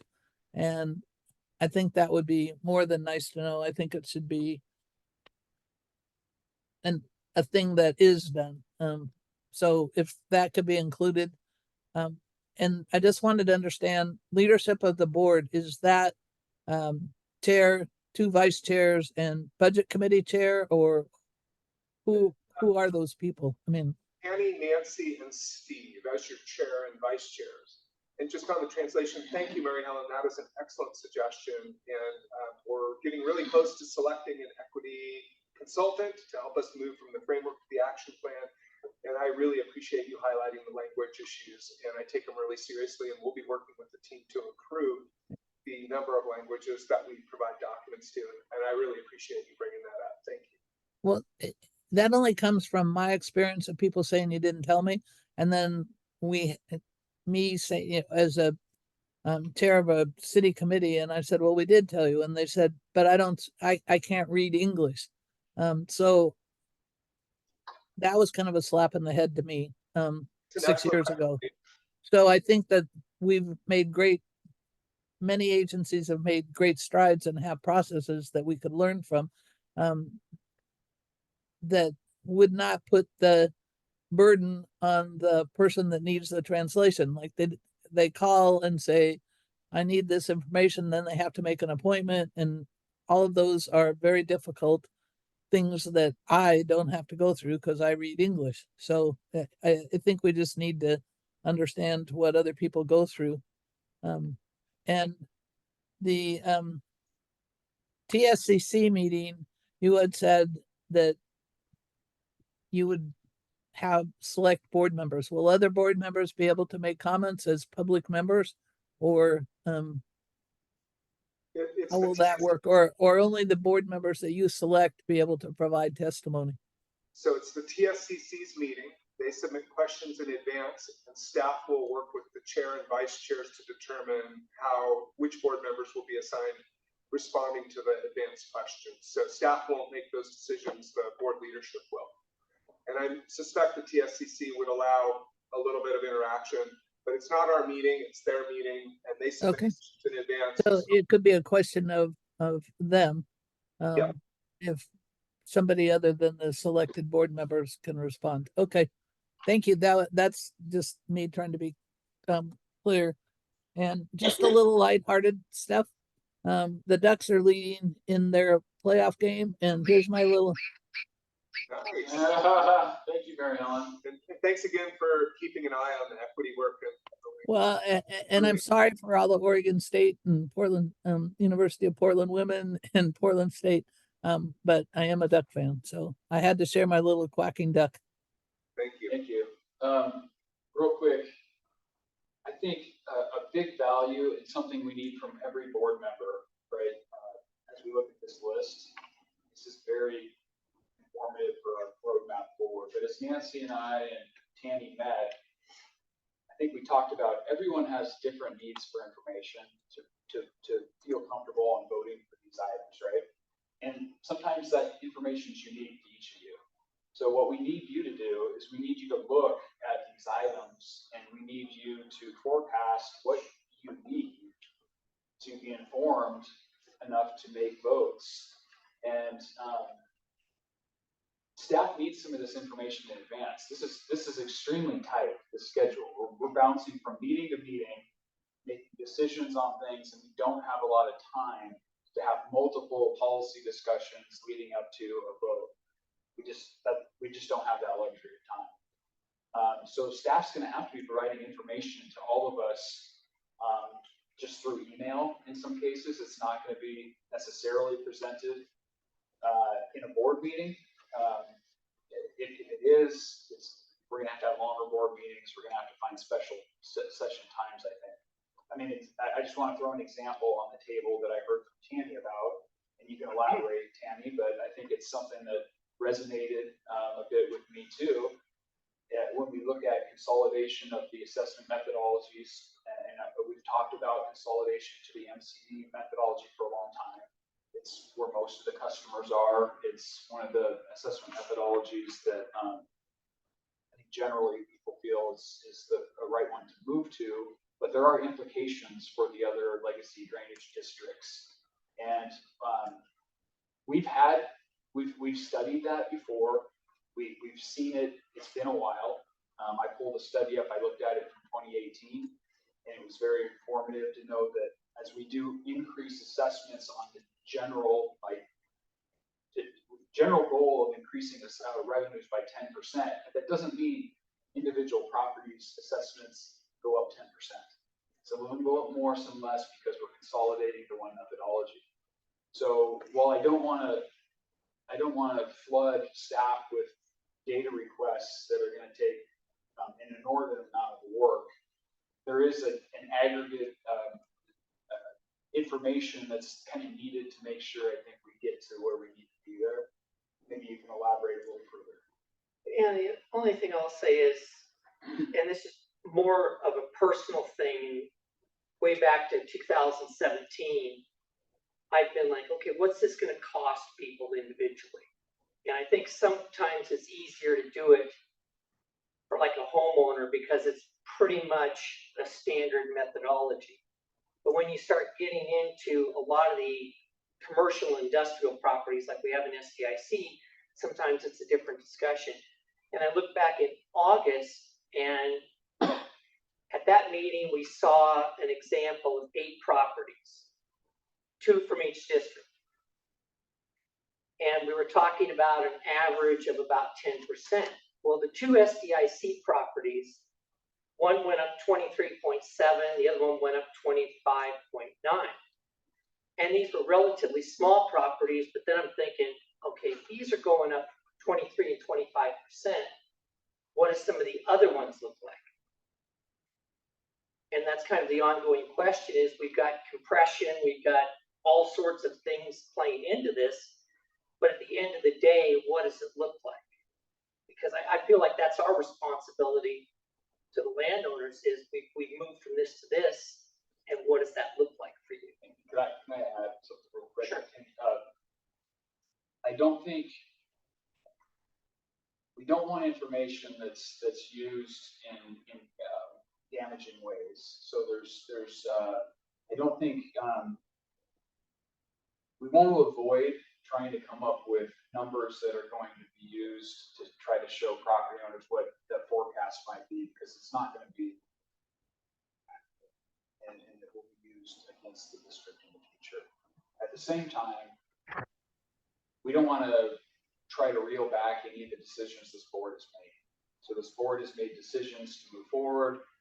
especially with regard to the assessments and how it meets the budget needs of this district. I think what could be valuable as we move into the discussion of the consolidation of assessment methodologies, it's valuable for this board just to know the magnitude of some of the impacts on some of the customers, so that there potentially could be some programs that are developed. I don't know about this board, but maybe the next board, and there's recommendations for that to help aid somebody that might be experiencing a 1,000% increase in their assessment. And maybe, I think all of us are sensitive to small business and certain customer classes that may not have the same ability to absorb those costs. And again, not saying that we should ever be thinking about reeling back any of the decisions that have been made, not saying that we need to be developing detailed information for specific properties at this time that's going to be somehow leaked out to the public and found to be, obviously, we don't know what the assessment for each individual property is going to be next year. But on aggregate, I think we can develop some information for this board that would inform policy to try to mitigate the impact on customers. If I understand this correctly, the problem with the aggregate is that we may very well miss those problems of that one landowner that's way out of whack.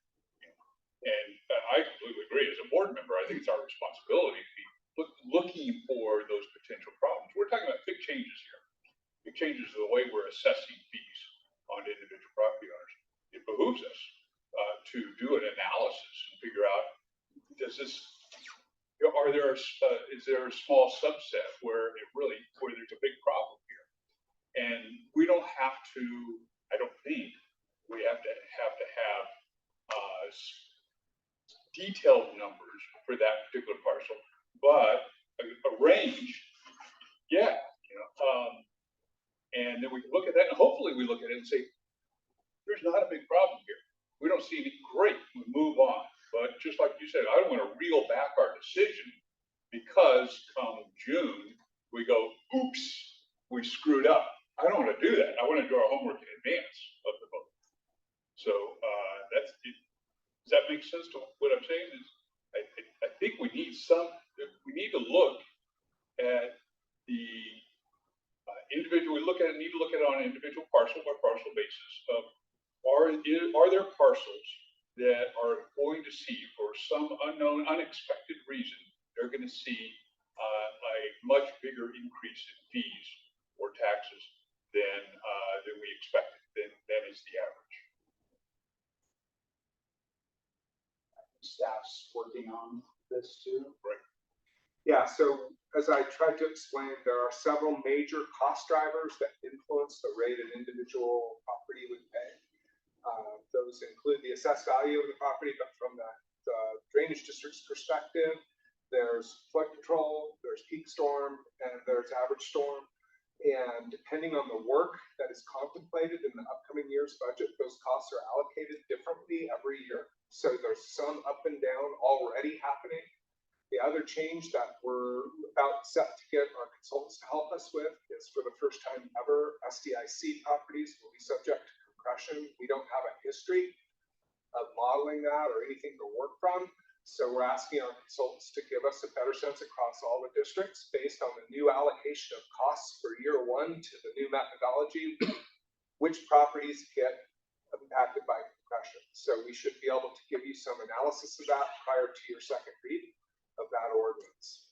The last thing that's important for this board to remember is that under the statutory changes we were successful in making, you have three choices, well, four. Only three are viable. You can use the Penn 1 methodology, you can use the Penn 2 methodology, or you can use the NCDD SDIC methodology. If you choose to use a different one, you'll need a vote of the public. So we want to remind you that your policy choices are narrow. We appreciate the desire for parcel information, but I want you to also connect back to the decision that you need to make, okay? Because your staff would appreciate that. There are going to be implications in year one, but I also want to stress that every year, based on the work that the district is undertaking, those prices are going to go up and down. And so it's always going to be, I hate to use a big word, stochastic, But variable is another way of thinking about it. And so even comparing this year to next year is not valid because the type of work that we're doing is different. So I just want to remind you that in any given year, the number could be higher or lower, and it's not a big change. It's just applying the same methodology that's been in place over 90% of the parcels in the district for the last decade. So it's the same stochasticity. The change is a potential increase that you guys have built into your forecast of 10% and the application of compression on SDIC. So those are the big changes. And so we're going to give you some analysis of that. But until the assessor does their secret sauce and we know whether Gresham's levy passes and so on, we don't know. So perhaps there's a way to limit the work we're talking about here quite a bit. And that would be throwing aside any impacts due to projects that are happening that up and down, throwing aside any changes due to a particular property's assessment value change, and only focusing on the cost difference that would result from the methodology change from N1 to You can't. The calculation is complicated, and the calculation that will be implemented as an assessment allocation this year looks at this year's budgeted costs and the nature of those costs. And that is no different than we've experienced every year as districts. It fluctuates. So if you have a higher percentage where you're sitting in the flood control zone and we happen to do all of our projects as flood control, then your rates are going to go up more than the people that are in the stormwater area. And that's just the way it has worked for decades. So you can't cut that out because it doesn't give you the information of what people are actually going to experience this year. But that's not my interest. My interest isn't knowing exactly what a property's change is going to be. My interest is knowing what we're responsible for changing. We're responsible for saying you're going from N1 methodology to MCD methodology. That's a change we're contemplating as a board. So I need to know, he needs to know, what does that change reflect? And always knowing there's going to be change, there's going to be cost changes because projects need to be done around in the floodplain or around the property or not, and assessment change, values change. But I need to know the methodology change going from, you have to remind, one of them's impervious surface based, one of them's based on, there's different methodologies for each of these things. I think the real issue here is that, and maybe I'm misinterpreting this, Tammy, so you can correct me. I think the real issue is, were there differences in rate between the districts and now we're having to align them? And so the concern that we've heard from East County from the beginning is that resulting in higher shifts or higher increases in that common rate than what we're seeing in the Portland area. It's not do the different methodologies make a difference. It's when we go to a common allocation, not every district was paying the same rate to begin with, and so that's getting smoothed. And what is the impact of that smoothing of that rate? I honestly, I haven't done the analysis to look at the Penn 1 methodology and the Penn 2 or the Penn 2 methodology to see the difference, but I honestly think that that's the bigger issue, is that because we were independently determining rates in each of the districts all along, now when we go to a common allocation, it's smoothing that rate. And did all of our districts keep up? But it's kind of along the same lines of what you're saying, is this board is making a decision to go with this rate. And so the result of that is doing X. But it's almost not even a decision, to be honest with you, because we're required to have a common allocation methodology across the district. This district made the decision to combine all 4 of these independent districts. You don't get to choose to have 4 different rates. It has to be a common rate. I'm not saying 4 rates, I'm saying like there was the decision, I was paying $1.50, now I'm paying $1.60. Hey, let me interject real quick. We have 2 hands that have been raised for a while, and I go to those first and then circle back. Helen, can I jump to Eric and then come back to you? Because Eric hasn't had a chance to speak yet. Yes, of course. You go first.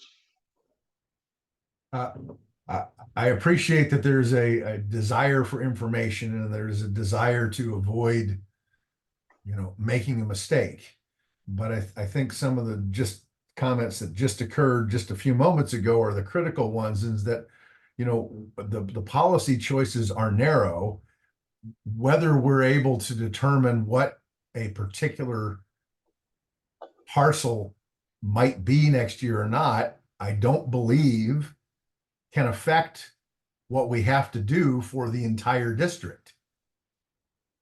Secondly, I am very concerned about us trying to estimate what the cost is going to be at an individual parcel level, because dollars to donuts, we're going to be wrong, because we're going to have to calculate a number, an estimate based on an estimate, based on numbers that we don't have. The information, some of which is known, some of which is not, and some of which isn't available to us even in an estimate form.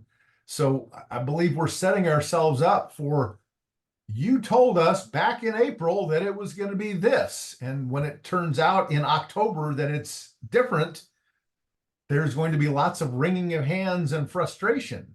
I'm very concerned about setting up an expectation that we can get to that degree of granularity. So I'm very resistant to going down that path. Go ahead, Mary Ellen. I'm just going to make a comment about what Eric just said about, you told us in October, and now you've changed it. That's exactly what we're doing now, is telling them something, and it could very well change. I have a concern that we have leadership, a chairman of the budget committee and a vice chair that is not being allowed to look at information. I speak, and I've said this hundreds of times, I'm not an accountant, so I rely on the leadership of the board to provide me with the best possible information possible. I can then make a decision whether I want to pay attention to it or not. I think we owe it to our large landowners, and I've spent a great deal of time in my last 9 years on Penn 2, making connections with large landowners, Amazon, Pro Lodges, trying to get them recognized as landowners for landowner meetings, TMT development. Vanessa Sturgeon is a very influential leader, and she has expressed concern about not getting proper information. And so I think that we owe it to them to be able to make wise decisions and not assume that and let them decide, that say it could be, or it might be, or because that's exactly what we're saying now. I'm more concerned that that information is being withheld from the leadership of the board, and that we don't trust, I'm going to say Tanny, who's stated that he asked for it, is not being able to at least evaluate it. We can all tell Tanny to go take a flying leap if we want to, but if he wants to provide us with that information and is willing to do it on his volunteer time, because he's retired and he wants to better serve our large clients, I don't see what's the problem. And if he, I want people to have as much information as possible. And I've told this story about Nick Fish before, that he always wanted to know all sides of the story. He said, I might not agree with him, but I want to know where the arrows are coming from. And I'm going to guess that if we are not able to give people information from the very basic of documents that non-English speakers can read and understand what they're getting for, we're not providing equity at any level, and we can't claim that we are. So if that information doesn't exist, and we need to know that, because a lot of what Eric said was they're estimates based on information we don't know. Well, do you want to go to large landowners and say, we don't know, but this is what we think. I certainly don't. And so I would urge the adoption, or at least the request that Tenny has made to offer his time as a volunteer who meets with the neighbors, who is involved in SDIC for I don't know how many years. I know that I met him with Levy Ready Columbia, and I can't go back and say what Levy Ready Columbia could do, but I, as a member, know that as a representative of neighborhoods, they wouldn't want to have guesses. They would want to know all the information, good or bad news. We don't want to just give them good news and then suffer the consequences of why didn't you tell us? So I want to state that I'm all in favor for providing the information to our budget director and vice chair. And I totally agree with not going back and undoing decisions that have already been made, trying to redo forecasts and those types of things. The only thing, you know, if we're saying, which I think we are, we're saying that the rates are going to go up an average of 10%, right? The total amount of assessment has been increased by 10%. Okay. That then goes through the allocation methodology to each property, which includes consideration of the nature of the costs, it includes impervious surface, all of those calculations that go into it. I'm not hearing what Lori's saying. We're saying that it's going to go up an average of 10%. We take last year's total assessments, add 10%. That's the new assessments that then get allocated to all the properties. Then the county goes in and figures out what the compression is on top of that. So the 10% happens at the very beginning. And then there's all of this calculation that happens to allocate it out to each property. Has nothing to do with assessed value, has nothing to do with real market value. We're not a property tax. So we have this very complicated calculation of how we take this total amount and allocate out to each individual parcel that's within the floodplain.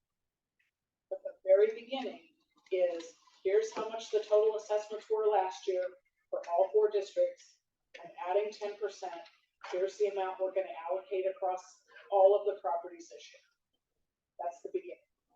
So it's not an average rate increase. There's really not a rate, because it's a total revenue amount that gets allocated across the hundreds of properties that are in the floodplain using the convoluted calculation that's within the methodology.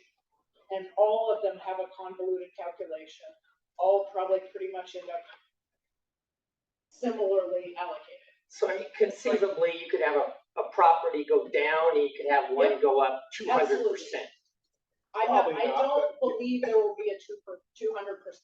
Okay. But some of them are going to go down and some of them are going to go up, and some of them are going to hit their compression limit, and so they're not going to, then they're going to be even. I'll call on myself and then Corky and then Nancy. I think this is the information that I'm after. I think that some of the board members are after, because you say I don't think there's going to be a 200% increase. The prior analysis showed a 2,000% increase for an individual property. So the variability for a very select few number of properties was crazy high, and in some cases it was low, somewhere under. And that's why when I saw that analysis, all of the per property examples that we've looked at would not have seen any increases like that. I recall the same thing. well, I sent you the presentation that was done by Oh, that was LRC. That was back in the initial rendition. 2018, and it was Nicholas though with Tiberius was using FCS data, and they did look at individual properties. They did not call out specific amounts, but they were dots on scatter plot of increase and percent decrease by legacy district, and there were some alarming properties because of the consolidation to the MCDD methodology. Was that going to a utility rate? That was a proof of concept. Back up at the point that I think we're asking is to do a similar check on this to make sure we don't, because in that case we went, whoa, something's wrong here. Let's try and fix this. That's what we're asking is let's do a check to make sure. I think there's an 85% chance that we're going to check it, run a test on it and go, no, everything's looking okay. But there's a 50, just my gut says there's a 50% chance that we kind of go, whoops, there's a 2,000% increase. That's wrong. We need to do something about that. I don't know what it is we do about it. I don't think there is anything you can. It doesn't matter. It's a policy As a board decision. member, we got to do something about that. Go ahead, Nancy. I think. Speak loud. Okay, so I'm back to we have three choices, Pen 1, Pen 2, or STIC/MCD. So we're gonna have to pick one of those. I think, for many reasons, like the default is the MCD/STIC version. I'm not sure, so it sounds like the thing that you're looking at that looked alarming, we've kind of dealt with that already because we changed a lot of things in between 2000 whatever and now. Oh, hang on, I was looking at our financial people and they were saying, okay, that's really different. So I don't know how long it would take for us to contract with Tiberius or something. We already have. We've got the new file. So you have that. And we've already asked Tiberius to run the compression analysis again. It will be wrong, as Eric said. That's okay. It will be wrong. I told you at the beginning of my presentation, I can't have it ready for the 4th. I'm going to try to have it ready for the 18th. But I also, if I get 4,000 questions on the budget, I'm gonna have to answer. There's one of me, and I can work about, I don't know, 20 hours a day, which I sometimes do. So I'm gonna do my best to get you the information. Let's let Nancy finish. So I have an updated version, it sounds like, of the Tiberius work that looked alarming initially, but It's one different. No, it's different. what's that? Okay, so, but we're still gonna, this is for everybody in the metropolitan area, right? So we're going forward with one assessment type. And even if a couple properties are a little wacko, I'm not sure what legal recourse we have. We can maybe talk to them or something, but we do have to go forward with the methodology. It's great if you already have, if we're already, if we can get like a new scatter plot that shows us what the range is. Yep. Maybe that's what we're asking for here. But I don't want to lose sight of the fact that we have to vote for A, B, or C. And I want to be clear, I agree with that, and I will be voting for the MCD methodology. What's important for me to understand is, are there, and the answer might be no, but it's our obligation to think about, are there special programs to help assist somebody that might be in an unusual circumstance of getting their assessment raised by 2,000%. Maybe they're a small business, maybe they're a minority-owned business, maybe they fit a special category that this board wants to contemplate some type of assistance for. Maybe it's a very small program. We're not talking about massive assistance that changes the financials for the whole district. But I have gone through rate changes with my organizations, and knowing that if you're not sympathetic to customers that happen to maybe be on an extreme because of this, whatever circumstance going from methodology to methodology, then you're not being sympathetic to, if you're not being sympathetic to your customers, you're not going to be viewed very highly by the public. So I feel like it's our obligation to at least know, and I really agree with Corky too. I think maybe you'll come back and say, no, there aren't any customers that are going up 2,000%. The worst one that we see is 100%, and we're going to deal with it in any case. But I feel like I keep asking the question in my head, and maybe it's because I keep reviewing that whole presentation that's staring at the time and wondering, it's not to say we're not going to adopt that methodology. It's to say, how can we inform future policy discussions about what that means later? Yeah, that's good clarification. Thanks. And I think what we're going to attempt to bring you at the second reading of the ordinance is an analysis by Tiberius that will estimate, I want to make clear, estimate the impacts of compression based on the shift to the MCD methodology and the 10% revenue increase that you have authorized through assessments. So Not likely to give you a parcel by parcel. We might be able to give you the ranges of increases and talk with you about how to address any communication issues. I will tell you that staff is gearing up to be ready once the bills land, because again, your policy choices are narrow, and we can start to scope out what would a financial assistance program look like, things like that. But I want to be clear, at parcels, the more granular you get with this analysis, the more wrong you're going to be. And so if you are really concerned about this, we need to do this after the assessor does the billings, and then we'll know, and we'll be very specific about the landowner outreach we need to do. So what you're going to get at your second read is going to be an estimate on an estimate and a forecast consistent with what we've provided you before. So I want to try and be transparent with you about what we're going to be able to deliver. And I also want to stress that it's spring break and our vendor's gone. And so again, they're having to crank on this. And the reason they're cranking is because we had to wait till the legislation passed so we knew which budget we were doing so we could allocate the costs. So we're not trying to sit on this. There's a sequence that's necessary so that we have the information to feed to the analysis. And we're cranking just as fast as we can to bring you additional information about this. And we appreciate this dialogue. I feel like I have better clarity about what you guys need. And I'll be working with Steve and Tanny and others to reflect that as we go through the next couple of weeks of preparing that analysis. I hope that's helpful to you all. But we're going to be talking about it as the bills get fixed, right, by the assessor. We coming back to you and telling you this is what we found, and we are committed to reaching out to those landowners. We recognize their value and their importance. So, and I apologize. I just realized it's 10 past our meeting ended. That's on me. I'm supposed to be keeping track of that. I want to give Mary Helen, and those of you that need to drop off, feel free. But Mary Helen and then Corky, and then we'll try to wrap things up. Okay, I didn't hear it, it was sort of broken up, Corky. So, but I think we owe it to the people. And there's one thing that has always I don't know how to say this, but not irritated, but bothered me when I got an answer from somebody, well, that'll take too much time and I don't have the time to do it. That made me feel like they didn't appreciate my time. And so and I don't answer anybody that, whether it's TMT development or neighborhood groups.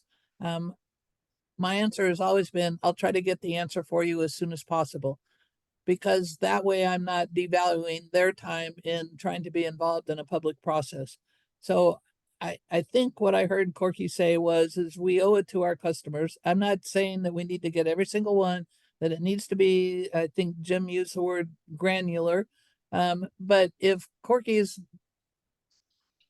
right, and he represents many large businesses, he's going to have a lot of kickback if some of those businesses, and he may be able to identify them and work with Tanny, or Tanny can just select them, but that could be affected, might not be affected. And it's, again, I'm going to go back to our budget director should have access to that information. Otherwise, why is he the budget director?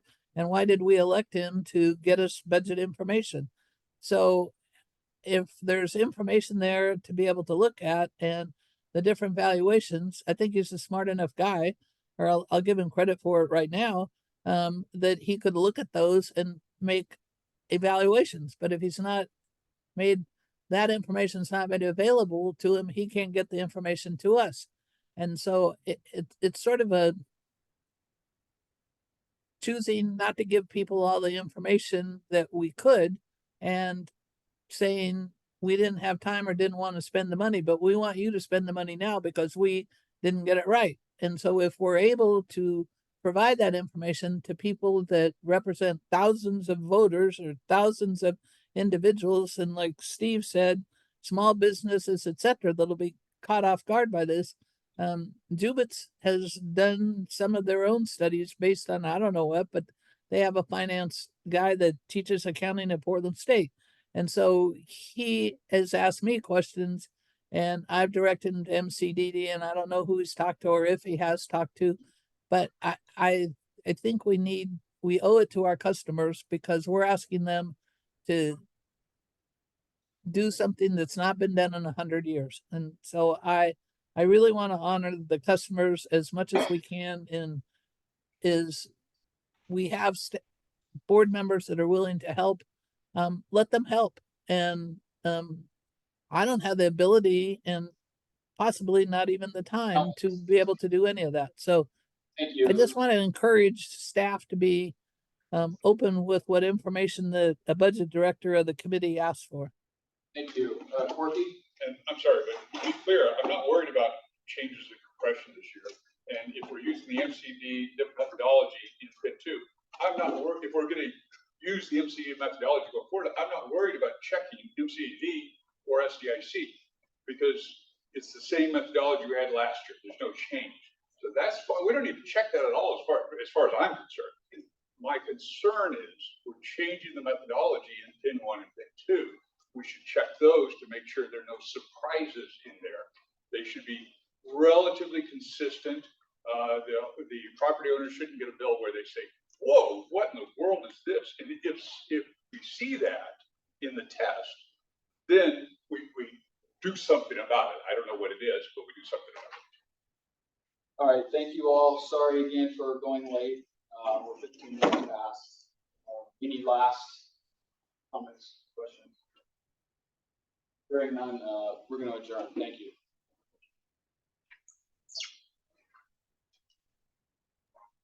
Go Ducks, they're ahead.